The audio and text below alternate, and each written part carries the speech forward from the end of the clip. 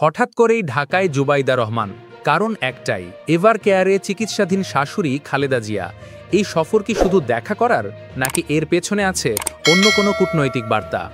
অবশেষে অপেক্ষার পালা শেষ।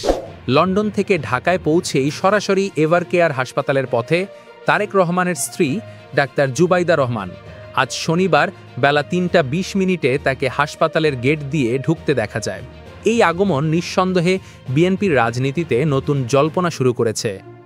জুবাইদা রহমান কিন্তু গতকালই ঢাকায় এসে পৌঁছেছিলেন। বিমানবন্দর থেকে তিনি প্রথমে দুপুর ১২টায় হাসপাতালে শাশুড়িকে দেখতে যান।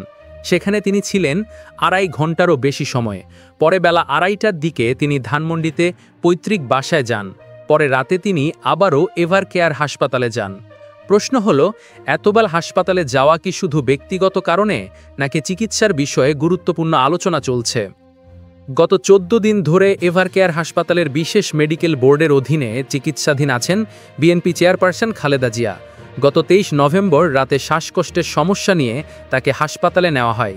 অধ্যাপক শাহাবুদ্দিন তালুকদারের নেতৃত্বে দেশি বিদেশি বিশেষজ্ঞ চিকিৎসকদের দল তার চিকিৎসা করছেন।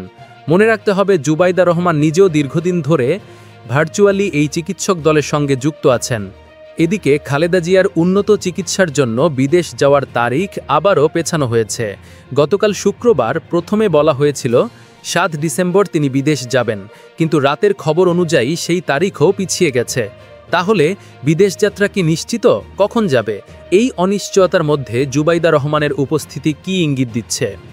বিএনপি চেয়ারপারসনের চিকিৎসার বিষয়ে কোনো আপডেট এলে তা সবার আগে জানতে সংবাদমহল চ্যানেলটি সাবস্ক্রাইব করে পাশে থাকা বেল আইকনটি টিপুন।